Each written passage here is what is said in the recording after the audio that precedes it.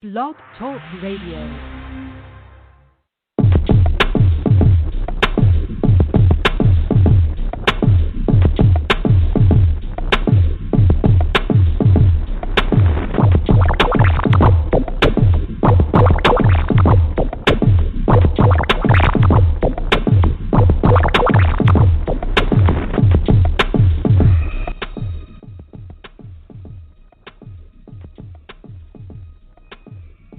Welcome to another episode of Over Media Podcast.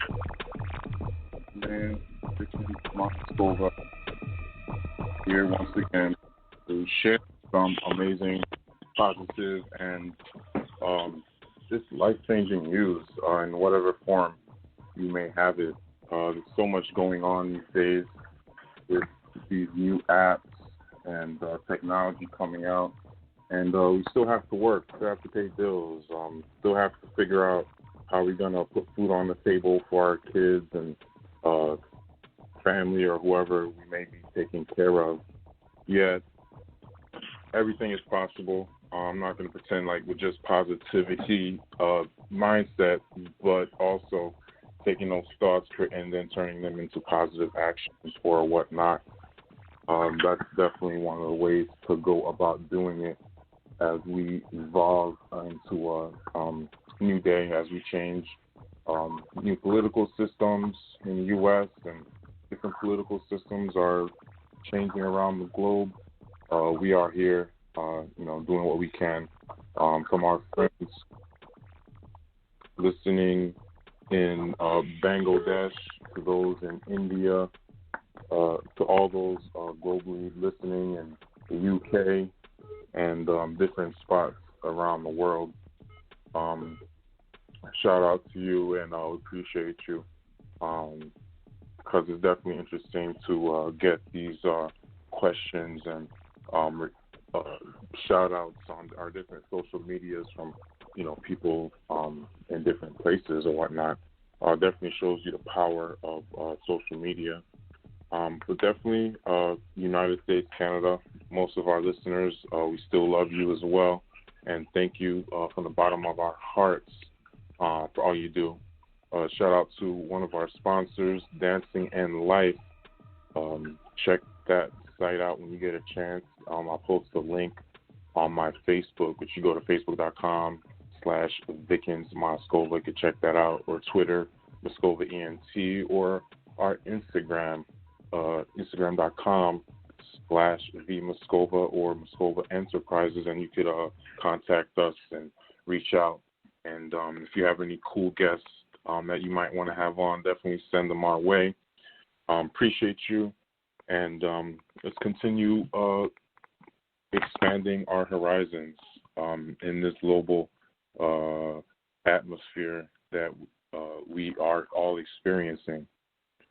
Which is why, when I have guests on, we don't only just have celebrities on, which is great, but we definitely always have some other types of people experiencing the same stuff that us everyday people may be experiencing, even though we like to have the celebrities on every now and then. In the past, we've had multi-millionaire company owners. We've had self-help and authors and counselors. So definitely go check some of those out, as well as touching Hollywood and getting some Hollywood directors and writers and producers and talent agents and managers on the show to provide value for all our different actor and actor friends who also like to listen in and tap into the knowledge as far as self-help and the other types of experiences that these guests provide to our listeners, to me, because I definitely like listening to these interesting people as they do their thing. And today we have a really cool and interesting guest on, which goes by the name of Jasmine S. Young, who is a author, philanthropist, and financial educator, as well as an accounting solutions provider. She actually is the founder and CEO of the Southern Tax Preparation and Services Company, which is a accounting firm she established in 2014 in efforts to spread financial literacy around the globe. As a certified public accountant and a certified fraud examiner, she has over 5 years of experience providing clients, both individuals and businesses, with tax, bookkeeping, financial consulting, credit counseling, and various other accounting solutions. So she really knows how to work them books and to check them out and make sure everything is going right in many different facets, because she has almost 10 years of experience in government accounting and having served as an auditor for 3 different government agencies. So she is also touching it from the government as well as the private side, and helping individuals that need these types of assistance, which range on all different types of industries and all different types of companies, whether you have a corporation or C Corp or S Corp, individual or LLC, even nonprofits. So everyone, is definitely important to make sure that your tax work is in order. You don't want to get into it with the IRS because they will freeze everything you think you owned, and that will not be a good look when you got a boot on your car and house because of some measly dollars. Well, sometimes it could be thousands or millions of dollars, but if you don't have a person on your team to really help you manage it, it's a burden to really try to figure all that out yourself, unless you're a genius. But even geniuses know they have to delegate something to somebody at one point or the other. Shout out to my polymaths that are out there. So she has a lot of complex services and can definitely help you with your plans on creating a really good business and making sure that you're in order with the BBB and everything you can really think of. And she is located in the Georgia area, so if I'm not mistaken, but she can help people globally. So taxes for your company, you definitely got to make sure wherever that company is created that you're following the rules and laws for that part of the world that you're in, and whoever you have working on your team can research and apply these laws correctly to your situation. So that's why it's definitely important to have that in order. Nobody wants to get all successful, create a successful business and all these different things, then you get sued by the government for your capital or income or money or whatnot. That's definitely not a good look. So no further ado, we have, I believe, the 251. Would that be Jasmine? Yes, this is me. Oh, perfect. It's an honor to have you here with us on the line. You're definitely doing amazing work. Yeah, definitely. For the people that may not be aware of you, where are you, working from, and tell us a little bit about you that I definitely probably did not mention. So, Southern Tax, I am the founder and CEO of Southern Tax Preparation and Services, which is a premier accounting firm. We are located in Atlanta, Georgia. However, we are able to serve people no matter where they are. So you don't have to live in Atlanta, Georgia to actually work with us. We have a contactless business model. We actually set this business model up back in 2014 when we first started to be able to serve people no matter where they are. So even in the midst of a pandemic, we really didn't run into any hiccups because we were already running in the event that some uncertain situation came about and we could not physically meet face-to-face with a client. So don't be hesitant if you're not in Georgia and you want to work with us. We're definitely able to do that. A little bit about me. I am from a small town in Alabama, and it is about an hour above Mobile, which is called Jackson, Alabama. Clark County, I'm pretty sure nobody has ever heard of it, because if you're not from there, you wouldn't know. But, yeah, I grew up in a small town, just me and my brother, my mom and my dad. The one thing I would say that's a little bit different about me and my upbringing is that I am an 8th Indian. My family still lives on Indian reservation territory. Both of my great grandmothers were both full-blooded Cherokee Indians. So I grew up on my own land, and not a lot of people can say that. So that's one thing about my life that I'm actually proud of. Still have family members there. And I love numbers. I'm probably a little bit OCD. My family will probably tell you. But I count everything. Even as a child, I counted my steps. I would count the number of tags I saw on cars, anything you could possibly think of. Counting, I would even count my food particles. It's just weird stuff like that. But yeah, that's a little bit about me. Didn't really come from a rich family or anything like that. My mom was a seamstress at the local Vanity Fair, and my dad was a trash man, for the lack of a better word. So I came from an average working family, and I just wanted to be a resource to my community, and that's what I did. Interesting. So did you go to school in Alabama, or is that why you relocated to ATL?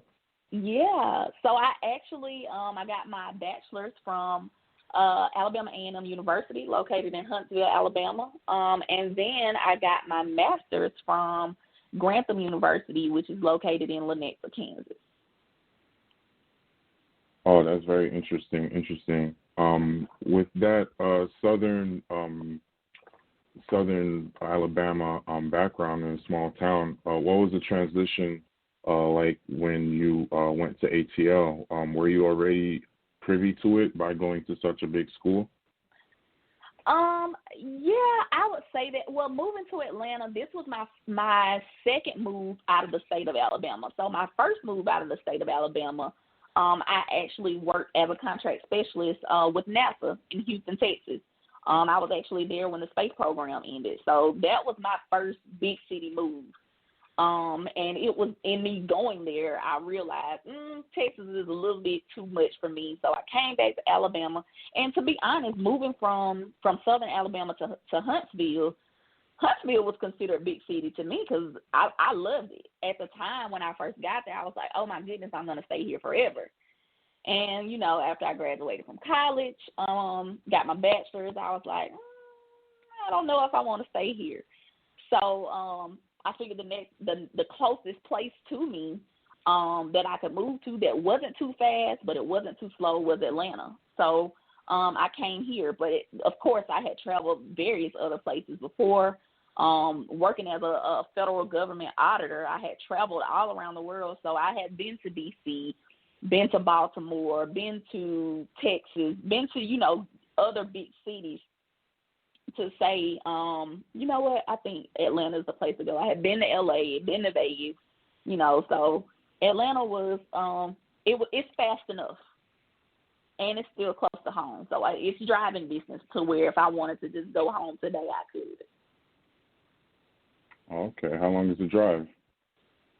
The drive is about, on a good day, 3.5 hours, but my parents will probably tell you 4.5, 5, but they just drive slow. All right. I guess working with the government got you a bit confident on them roads out there. Oh, yeah. If you want to go somewhere, get out there and drive. My dad always told me as a kid, he was like, if you can read, you can go wherever you want to go, and I literally did it. I mean, I got in my car one day and drove from Huntsville, Alabama, all the way to Chicago by myself. So, yeah. Oh, wow. It will do it. That's amazing. And that's 11 hours. Yeah. Oh, yeah. I've definitely done long-distance driving myself like that. Yeah. So that's definitely, it's cool to see all the different things along the way. And then when you finally get there, definitely amazing. So, as far as crunching numbers and doing taxes and starting your own business, what actually initiated that in 2014 when you had such cushy sounding job with the government? So I always knew, I came to school with the thought in mind that I wanted to have my own accounting firm. I actually knew ever since I was in high school, and I'll tell you why. I was one of the 3 co-captains of my high school basketball team. And when you're the captain back then, if you were the captain, you got to choose, what your uniforms and what your shoes would be for the team that year. So I'm sitting down with the other 2 co-captains, and we're looking through the different catalogs, just trying to figure out, what are we going to wear, and just come to an agreement. And I was impatient as a kid, and even still a little bit sometimes now. But I got tired of looking through the catalogs, and I told the other 2 captains, I was like, hey, whatever you guys choose, just let me know, and I'll pay for it. And the comment that I got back from one of the co-captains was, well, everybody's not fed with a silver spoon like you, Jasmine. And no lie, it pissed me off. I was very upset because in my mind, I didn't think that I was fed with a silver spoon. I didn't think I was privileged or anything. Like I said earlier, my mom and dad, we were working class. My mom was a seamstress. My dad was a trash man. The only thing that I could tell a difference in is that I had an example out of my parents. I watched them work hard. They both came from poverty-stricken families. They didn't have much, but I watched them work hard. I watched them hold each other accountable for the income that was coming into the house, how their income was allocated so that my brother and I had everything that we needed and some of what we wanted. And if we couldn't get what we wanted, they sat us down and they explained to us why. And when they said why, it wasn't because we said so. It was because of, hey, we're trying to move. We're trying to buy another house, or we need another car, and we can't do that by buying you, whatever it was at the time that we wanted. And then also we saw them, whatever information as it relates to finances that they didn't know, they sought education. They asked other people. They went to the different banks and went through programs to learn about, what is it that we need to do to acquire A, B, and C. So I realized that I got the bare minimum from my parents as it relates to a foundation about finances. And that's what my co-captains didn't see because they weren't getting it. So it was at that point that I realized the bare minimum that I'm getting just to give me a foundation, other people around me aren't getting it. So it looks as if I'm privileged when in actuality I'm getting what everybody should be able to get. So I wanted to be the resource that people could come to and get that foundation so that they can excel and build generational wealth like my parents have been able to do for my brother and I. So that was the whole idea behind Southern Tax. So when I took the job working with the federal government, I didn't forego my dream of having an accounting firm and being that financial resource to my community and anybody else that I came in contact with. But I took it as a way of saying, you know what, this is a means to an end. A lot of business owners these days are bootstrapping their businesses. Basically, they're taking the money from their day-to-day job and then investing it into their business. Very, very common investment method. And that's exactly what I did. I started off doing taxes back in 2014. That was our flagship service, and then slowly progressed to doing other things, bookkeeping and payroll, getting my CPA license, those type of things.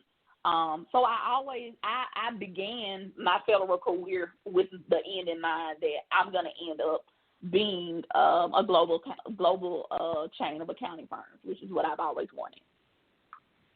Oh, that's your goal, or is as far as creating offices in different parts of the globe, you're saying?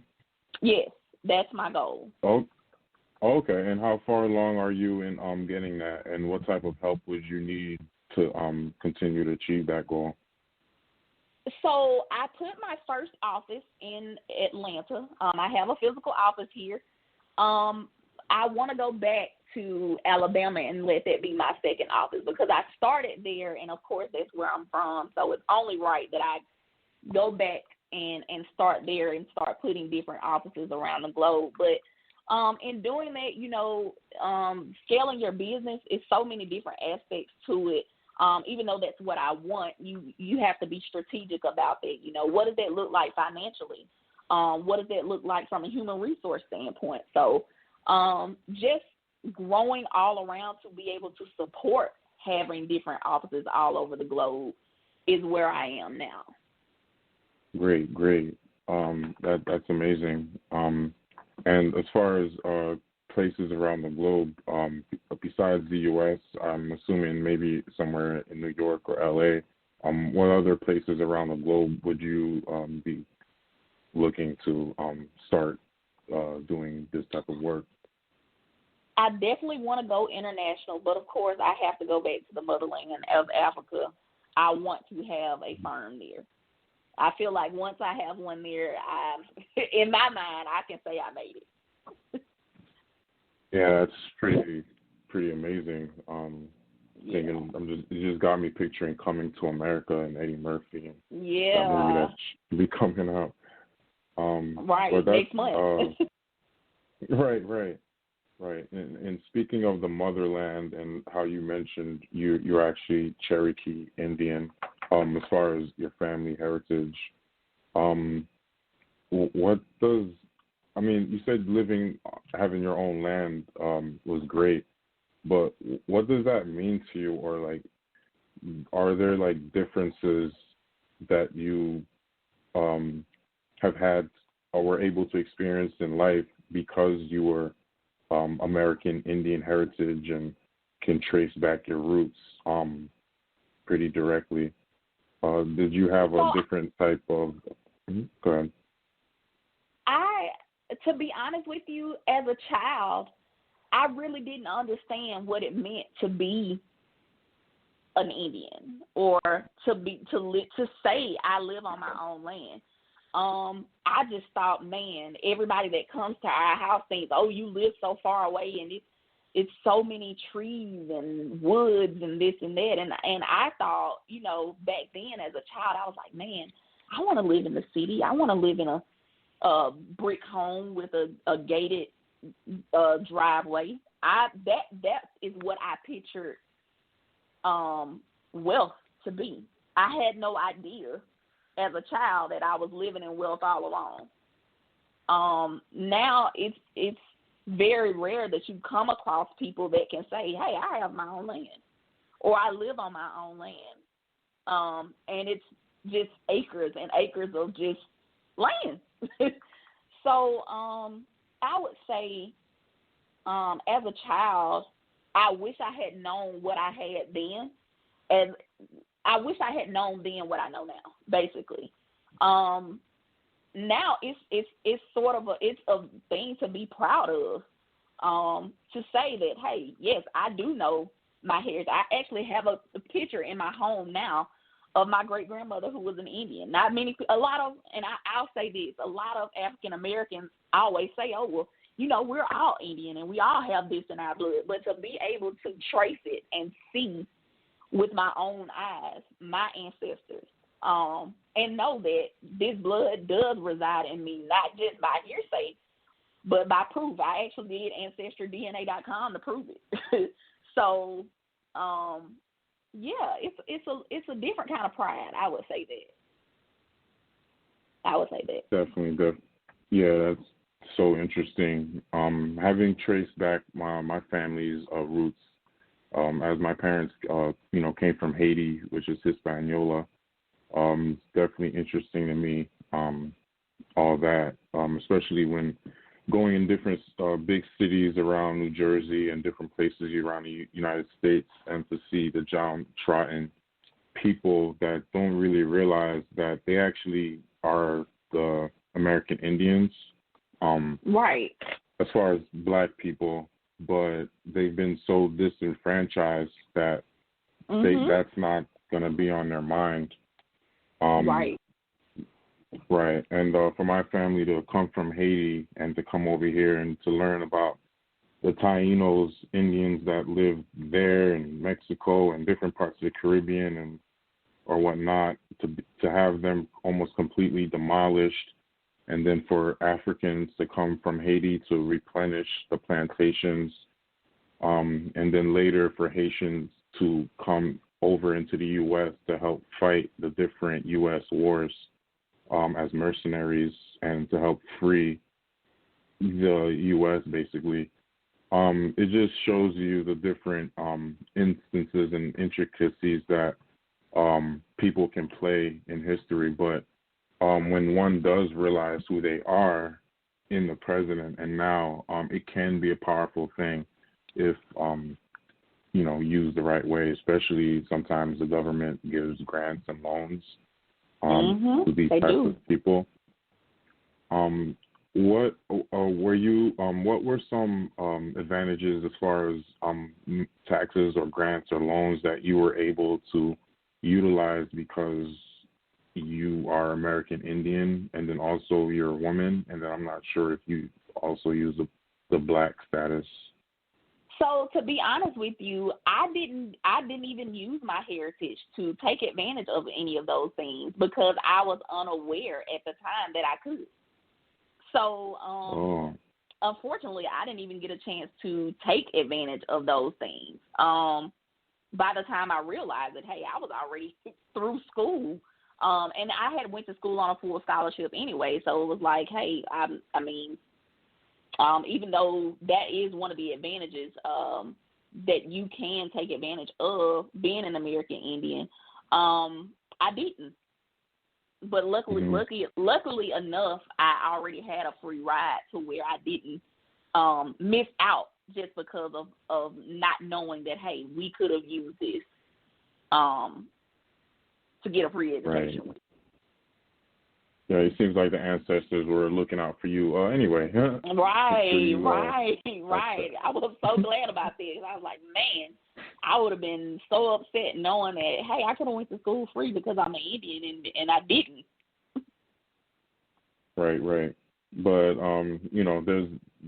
there's a lot of laws or different things that even people in black status or whatever disenfranchisements can still use, even without that.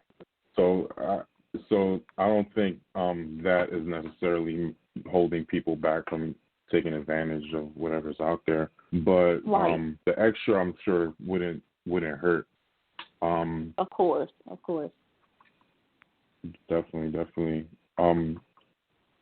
So as far as being Indian or whatnot, how did you actually get to learn about that and it be introduced to you? What was that experience like? So I know we were always told as a child that, oh, you have Indian in your blood, but we just took it as, oh, old people here just talking or whatever. It was actually until I would say about 4 years ago, when I started tracing my ancestry, that I actually took the information back to my family with pictures.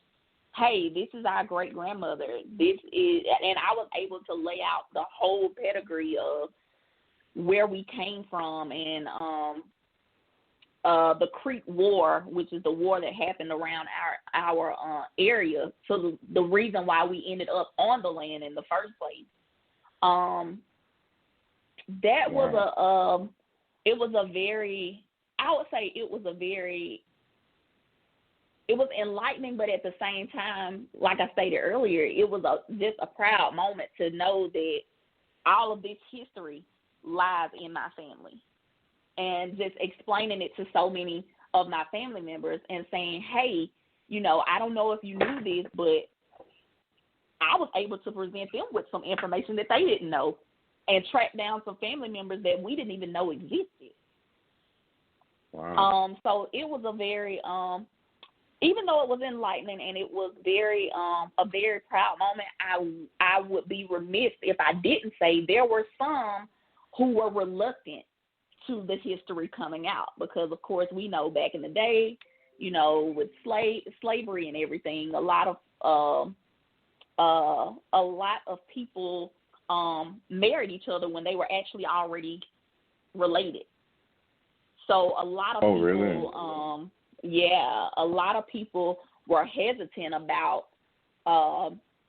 me going too far or spreading too much information. And I'm just like, hey, if this, people need to know.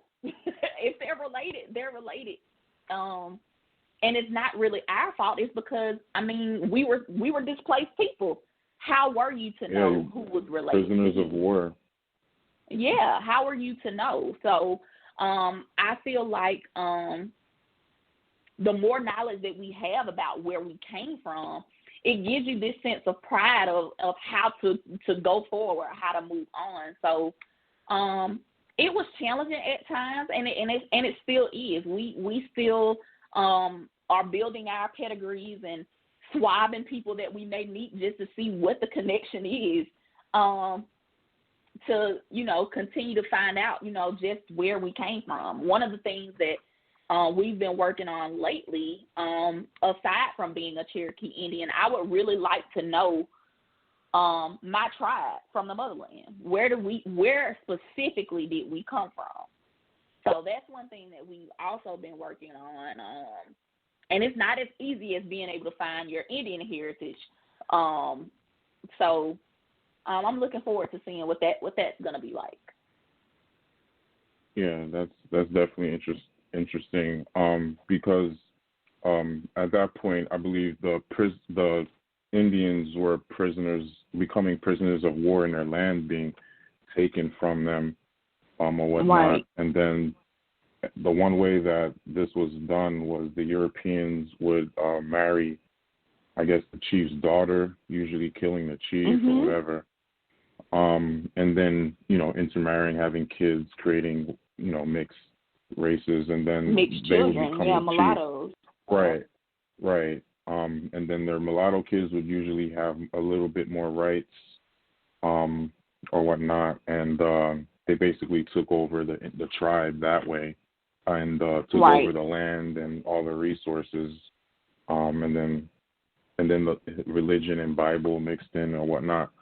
So this is a lot of what's going on with blacks today, and how a lot of them are stuck in, different religions, and are afraid to study these types of histories, because going into it might uncover, like you say, some things you don't want to see or hear about. It's not all, like for Haiti, for example, it's not all just us, fighting wars and, winning and this and that. It's a lot of women and children being molested and killed in ways we don't even really want to think about. Because when these Europeans wanted the land, they wanted the gold, they wanted the water, they wanted they wanted everything, especially the gold that was to the west at one point. So they were willing to do anything for that. But which is why I appreciate how you can turn that around today, and utilize whatever resources around you, and then create your own business, and even work in the government that at one point was against you, but find ways to, you get everything and turn it to an advantage. So that's really amazing how you were able to flip that around into a positive, and continue your global quest to bring in financial literacy around the world. As far as financial literacy, what are some key components you want to express to our audience, as far as, making sure they pay their taxes, for one, and other things that you might think they might not be aware to do when it comes to you? I would say, yes, of course, taxes are important, and that is one facet of financial literacy. But I would say one of the most important things to learn about financial literacy is the basis of it all is budgeting. If you're not able to budget, then you won't be able to pay your taxes, because you aren't allocating your resources as you should. If you're not withholding the right amount from your taxes, and you're not budgeting for that tax liability that you're going to have to pay, because you weren't withholding the right amount, then, you know, that's gonna put a damper on your tax situation. Same thing with credit. If you overuse credit, if you misuse credit, and you don't have the funds to pay that credit off because you don't know how to budget, then you're gonna end up with a bad credit score. So just from those two examples, you can see how if you don't budget your money, it pretty much creates a domino effect. So if you want to be financially literate, start with that budgeting piece first. And a lot of people have a negative connotation about budgeting. When they hear budget, they think, oh, where you're broke or you're on punishment or, you know, it's a painful process. I'm not saying that budgeting is not painful at times, but it's trial and error. It's a means to an end. If you want to meet a financial goal, you got to have a budget. Millionaires, billionaires today, they run their operations. They have a budget meeting in their businesses because you can't do anything. How do you know what resources you have and what resources you can use for other things if you don't have a budget? So I would say start there. And then another thing I would say that is very important, especially in our community, is having an estate plan. A lot of people, especially African Americans, if you say estate planning, they have absolutely no idea what you're talking about. And it goes deeper than just having a will. I'll use for an example Chadwick Boseman, Black Panther. He died without an estate plan, no will, no trust, no nothing. In a situation like that, your estate, basically everything that you've accumulated, would go to the state with you that you reside in, and it would go through a process called probate. And when you go through probate, number one, probate could take months, even years, to settle. So if you were the primary breadwinner in your family and you did not have an estate plan in place and you're waiting on the state to release your assets from probate, you could possibly be putting your family in a dire situation because you didn't have your affairs in order. And then, two, having an estate plan is your way of being able to speak beyond the grave and say, in the event of my untimely death or my expiration, this is what I want to happen. This is the legacy that I want to leave my family. You can do that through an estate plan. So having a will and a trust together would bypass the entire probate process, to where when you die, your assets don't go to probate. They go to your trust. And from your trust, right, your assets are dispersed by your the executive lawyer, of your estate, right, to whoever your beneficiaries are.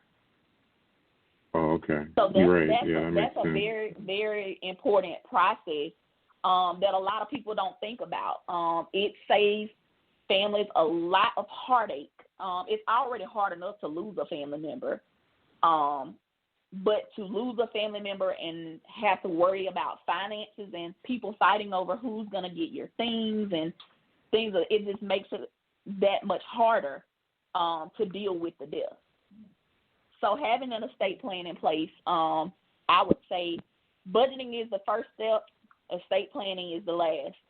From birth to death, you need to have those, at a minimum, those two things in order. Definitely, which is why so many white families or Jewish or wealthy, if you don't want to put it to a thing, a lot of them will, these kids, when their mom or dad dies, it'll be like $1 million at times that they'll get. Right. Which, you know, if Black people, or, you know, I don't like to do color too much because, you know, everything's mixed. I have a lot of Caucasian friends that go through the same stuff or whatnot, and I've had, you know, African Americans do dirty stuff. But anyway, to what people might understand, you know, these white families or whatever have, you know, millions of dollars that enables them to succeed after an untimely death, where so many Black families don't, and we can see the differences in how it's these experiences. For example, there'll be a lot of T-shirts being sold with pictures on them or whatnot. Now people are doing GoFundMe's, which puts one's business out there. And then sometimes people just they can't really do anything, and whatever the cheapest thing they can do is what's done. Right. So not to hold it against anyone. And to your point. To your point, the reason they're able to leave these legacies, these $1 million of their of funds to their loved ones, is through life insurance, which is what a lot of us don't have. So I always tell people, if you want to leave a legacy to your family, a life insurance policy is the way to go. It's tax-free money. And that's how our counterparts are getting a one-up on us, because they're having these policies put in place when the babies are born. Whereas we wait until death happens to figure out, okay, how are we going to move forward?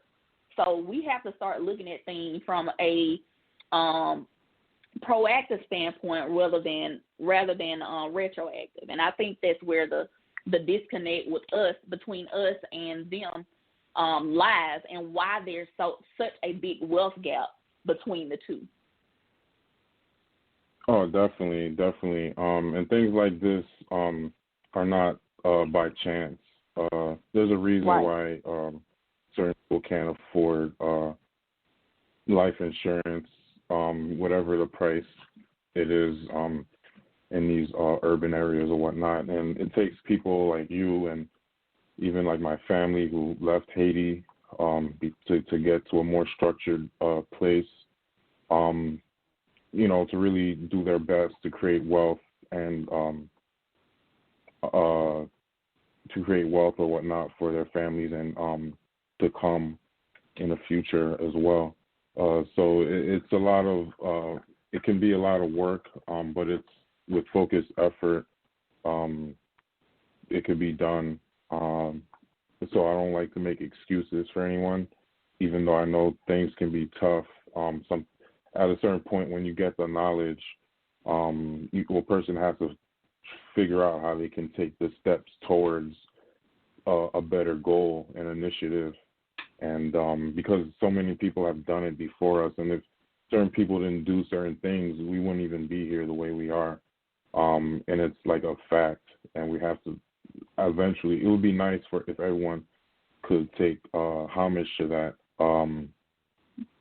But that may not always be the case, and it may take individuals like you and a lot of your friends and to make these things happen.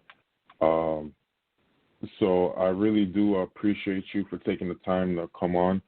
Absolutely. And hope definitely. I do have a corporation and my own trust, so hopefully we can work together somehow in the future. Sure. And of course, word. Oh, awesome. Yeah. And to all the little girls out there and even the little boys, I try to keep it a balance between the matriarchy and patriarchy. For all the little girls out there, you can definitely do it too, and make your dreams and goals happen with some focused effort and some right decisions and listening to the right people. And Jasmine Young is a definite amazing example of this reality and fact. And I appreciate you again, Jasmine, for coming on, and enjoy the rest of your amazing week. Thank you so much. I really appreciate the opportunity. Anytime. We will be welcome to have you on in the future. And absolutely. Anytime. So take care, and to all the listeners out there you have it. We had the amazing Jasmine Young on, the CPA, philanthropist, just downright amazing woman, and she can definitely help you out with your companies, your nonprofits, LLCs, and get your books in order and everything to that manner to make sure that you're good with the BBB. And you can trek globally as well. So to all our amazing Moscova Media podcast listeners, appreciate you for rocking with us and tapping in and sharing and continuing to send us amazing guests. Thank you so much, and appreciate you, iTunes, iHeart, Blog Talk Radio, and all the other amazing networks like Spotify, Google Podcasts, that we are spreading the word. And we are definitely looking for new amazing networks to join with the podcast, so definitely come our way. And thank you again to our sponsor, Dancing and Life, where you can learn how to dance and use movement to enhance your life. And let's make it happen and continue to spread positivity, which is what's needed around the world in good ways and normal ways. But again, let's continue to do good that we can with what we have around us, because anything is possible if you work towards it. This is something that I know for a fact. So once again, to all our Moscova Media podcast listeners, thank you for sharing and commenting on all our social media pages. We really appreciate you, because without you, it'd be a lot tougher to make this happen. That is why we continue to do what we do. And thanks again, and love you. And we will be ending the program. Take care.